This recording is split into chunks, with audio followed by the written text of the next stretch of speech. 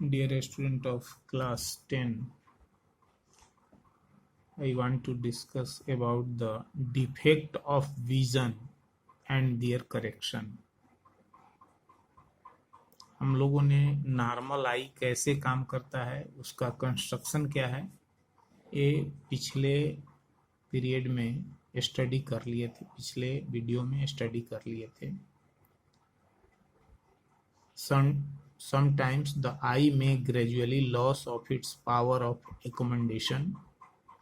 In such conditions, the person cannot see the object clearly and comfortably. The mind feels a strain in the eyes. The vision becomes blurred due to the refractive defect of the eye. जब normal आई किसी वस्तु को सही ढंग से नहीं देख पाता है तो आंख में डिफेक्ट उत्पन्न हो जाता है. जब इसका पावर ऑफ एकोमोडेशन काम नहीं पूरी तरह करता है. सिलियरी मसल्स हमारे क्रिस्टलिन लेंस को, आई लेंस को आवश्यकता अनुसार न तो थिन करती है न थिक कर पाती है, तो आई में डिफेक्ट उत्पन्न हो जाता है. मेनली 3 प्रकार का डिफेक्ट होता है. पहला मायोपिया, आर नियर साइटेडनेस. दूसरा हाइपरमेट्रोपिया, आर फार साइटेडनेस. और तीसरा प्रेस बायोपिया, आर ओल्ड साइट. आज हम लोग जो पहली चर्चा करेंगे वह करेंगे मायोपिया के बारे में. मायोपिया या नियर साइटेडनेस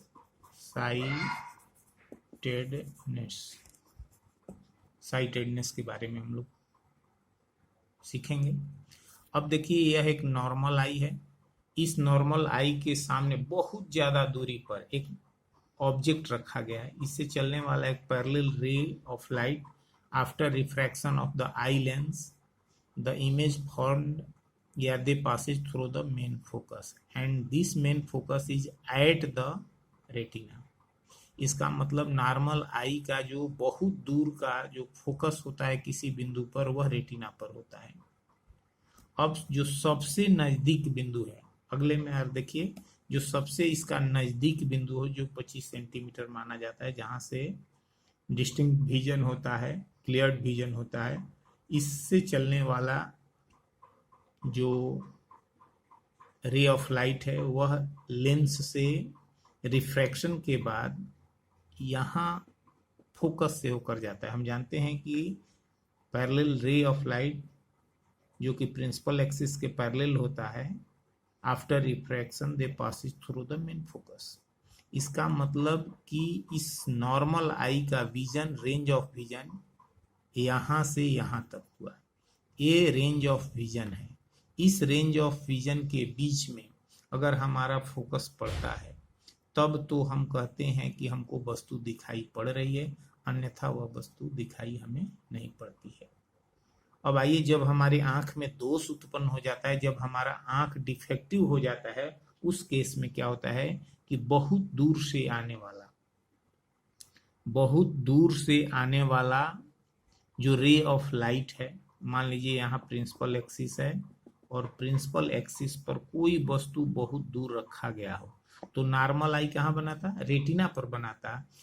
लेकिन इसका जो सिलियरी मसल्स है इस लेंस को थोड़ा सा ज़्यादा थीन नहीं कर पाती है और इसमें उतना स्ट्रेच नहीं हो पाता है, तो ये इसका मेन फोकस इस रेंज के बाहर आ जाता है और यहाँ इमेज फॉर्म हो जाता है.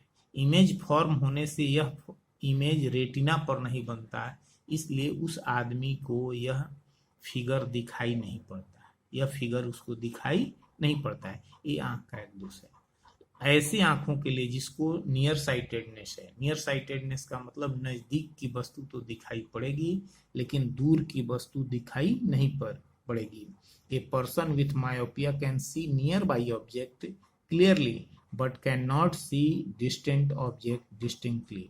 सच a person can only see clearly up to a distance of few metres. देखिए यहाँ लास्ट, ऐसे आदमी जिसको मायोपिया होता है उसके लिए फार पॉइंट जो होता है उसके आंख से 1 मीटर 1.5 मीटर 2 मीटर की दूरी पर ही फार पॉइंट हो जाता है, जबकि नॉर्मल आई का फार पॉइंट इनफाइनाइट पर होता है।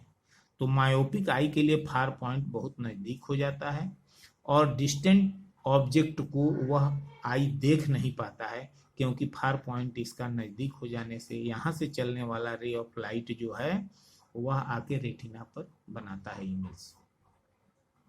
तो यह जो मायोपिक आई है यह क्यों होता है, क्यों ऐसा होता है, इसमें अहम रोल इस सिलियरी पेशियों का है।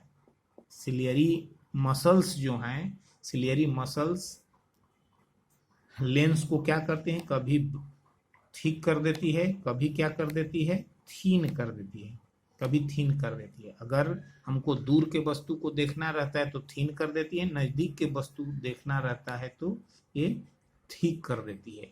लेकिन जब ये आवश्यकता से कम थीन करने लगे तो हमको मायोपिया, आदमी को मायोपिया हो जाता है। अब इस केस को दूर करने के लिए, अब यह डिफेक्ट क्यों होता है, इसके 2 कारण हैं। पहला है excessive curvature of the eye, this leads to thickening of the eye lens, this decrease the focal length of the eye lens. In such a case the image of the object is forming in front of the retina. यानी curvature इसका क्या हो जाता है, thickness इसका क्या हो जाता है, बहुत ज़्यादा कम नहीं हो पाता है, इसलिए यह जो रेटिना पर प्रतिबिंब बनाना चाहिए वो रेटिना के आगे बना देता है। और दूसरा जो सबसे बड़ा रीजन है, इलोंगेशन और increase in size of the eye lens, यानी आई लेंस और रेटिना के बीच की दूरी क्या होती है, बढ़ जाती है। तो हमारा यह डिफेक्ट 2 उत्पन्न हो जाता है। तो एक केस हुआ, एक कारण हुआ कि लेंस आवश्यकता से अधिक मोटा हो जाता है, इसलिए हम नज़दीक की वस्तु देख पाते हैं, दूर वाली नहीं देख पाते हैं। दूसरा, लेंस और रेटिना के बीच की दूरी बढ़ जाती है। अब इसके लिए करेक्शन क्या है, कैसे हम इसको करेक्ट करेंगे, तो एक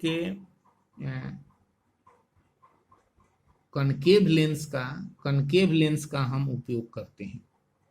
एक ऐसा कनकेव लेंस जिसका फोकल लेंथ इस प्रकार एडजस्टेबल हो कि हमारा दूर से आने वाला रे of light after refraction they diverge such that the ray of light passing through the eye lens, the image formed at the retina। इस कनकेव लेंस का यही काम है कि दूर से आने वाली रे ऑफ लाइट को इस प्रकार डाइवर्ज करे, थोड़ा फैलाए, ताकि लेंस से रिफ्रैक्शन के बाद उसका इमेज कहाँ प्राप्त हो, आई पर प्राप्त हो, यानी रेटिना पर प्राप्त हो, रेटिना पर प्राप्त हो। तो इस तरह इस दोष को दूर किया जा सकता है। फिर से एक बार जान लीजिए कि मायोपिया या नियर साइटेडनेस को दूर करने के लिए हमको रिक्वायर्ड इस तरह एक कनकेव लेंस चाहिए, जिस कनकेव लेंस का फोकल लेंथ इस तरह एडजस्टेबल हो, इस तरह एडजस्ट किया जाए ताकि आफ्टर रिफ्रैक्शन वह इतना डाइवर्ज करे रे ऑफ लाइट को कि लेंस से रिफ्रैक्शन के बाद उसका इमेज कहाँ प्राप्त हो, आई यानी रेटिना पर प्राप्त हो। इस तरह यह दोष दूर हो जाता है। और आज बस इतना ही।